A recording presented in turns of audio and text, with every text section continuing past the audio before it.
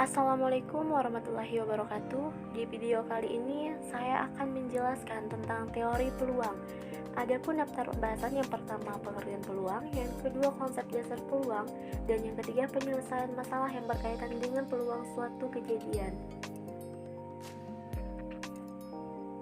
Materi yang pertama yang akan saya bahas yaitu pengertian peluang. Peluang atau disebut juga probabilitas merupakan harga angka yang menunjukkan seberapa besar kemungkinan suatu peristiwa atau kejadian akan terjadi. Nilai peluang di antara 0 dan 1. Peluang kejadian 0 artinya kejadian tersebut tidak mungkin terjadi. Sedangkan peluang kejadian 1 artinya kejadian tersebut pasti terjadi. Materi yang kedua adalah konsep dasar peluang. Ada beberapa konsep dasar peluang. Yang pertama, ruang sampel. Ruang sampel adalah himpunan semua hasil yang mungkin dari suatu percobaan. Ruang sampel dilambangkan dengan S.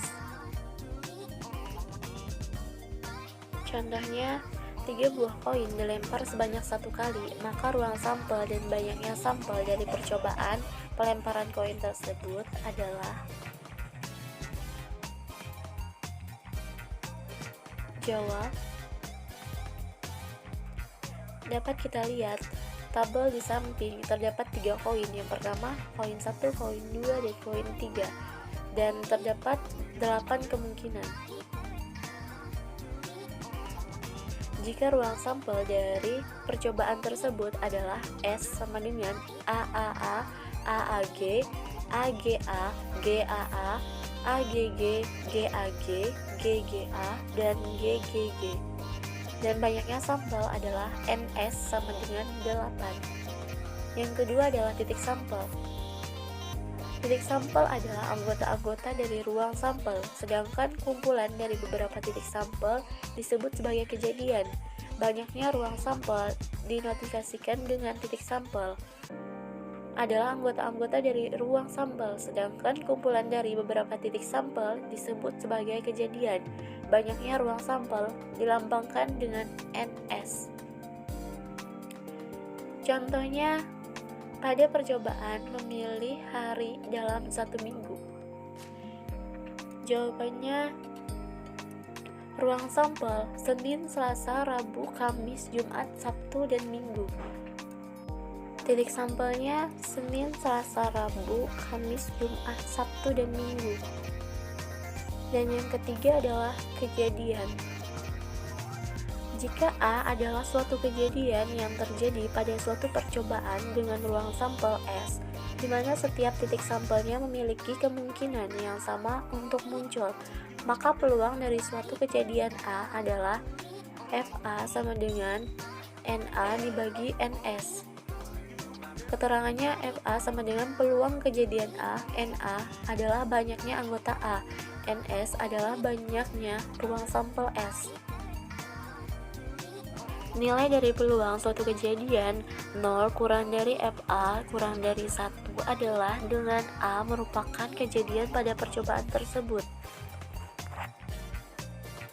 Jika FA sama dengan 0, maka kejadian A tidak mungkin terjadi, dan jika FA sama dengan 1, maka kejadian A pasti terjadi.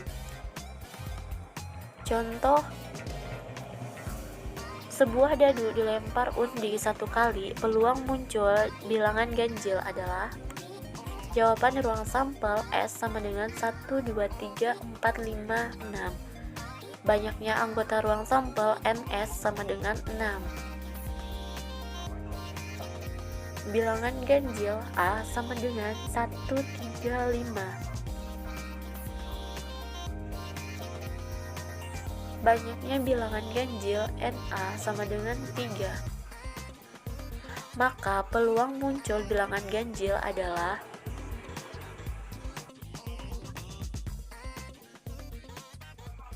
FA sama dengan NA dibagi NS sama dengan 3 dibagi 6 sama dengan 1/2. Materi yang ketiga adalah penyelesaian masalah yang berkaitan dengan peluang suatu kejadian. Ada 2 aturan. Yang pertama, aturan penjumlahan peluang. Di dalam aturan penjumlahan, terdapat dua kejadian. Yang pertama, peluang dua kejadian saling lepas.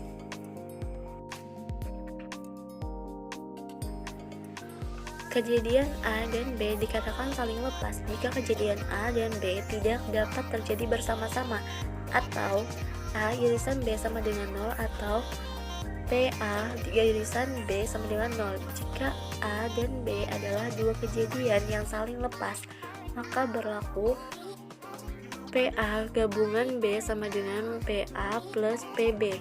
Contohnya, saat kita ingin tahu apakah calon ketua OSISnya laki-laki atau perempuan, artinya tidak mungkin seseorang bersamaan antara laki-laki dan perempuan. Yang kedua adalah peluang dua kejadian tidak saling lepas. Misalkan A dan B adalah masing-masing kejadian dalam ruang sampel S. Gabungan A atau B adalah himpunan semua titik sampel yang terdapat pada kejadian A atau B, atau keduanya. Jika A dan B adalah dua kejadian yang tidak saling lepas, maka berlaku PA gabungan B sama dengan PA plus PB dikurang PA irisan B. Contohnya, saat pemilihan ketua OSIS, kamu ingin tahu apakah calon ketua OSISmu ganteng dan pintar, atau pintar saja tetapi tidak ganteng, atau ganteng saja tetapi tidak pintar. Kejadian ini disebut kejadian tidak saling lepas.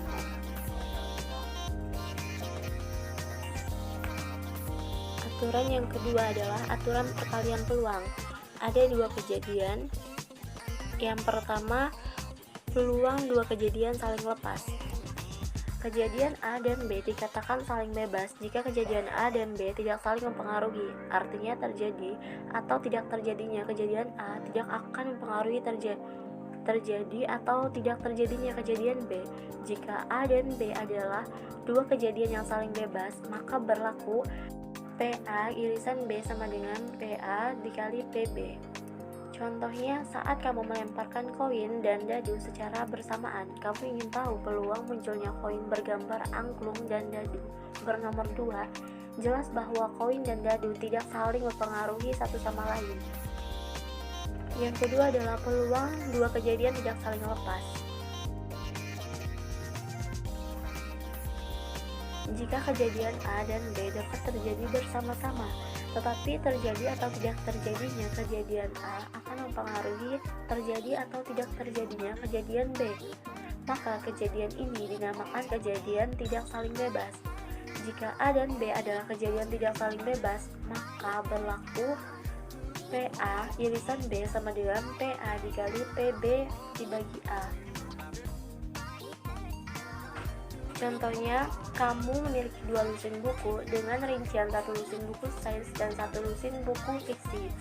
Saat kamu mengambil sebuah buku tanpa pengembalian, tentunya akan berpengaruh pada jumlah keseluruhan buku. Artinya, peluang pada pengembalian kedua berbeda dengan pengambilan pertama, karena buku tidak dikembalikan kembali. Mungkin itu saja penjelasan materi dari saya. Kurang dan lebihnya saya mohon maaf. Wassalamualaikum warahmatullahi wabarakatuh.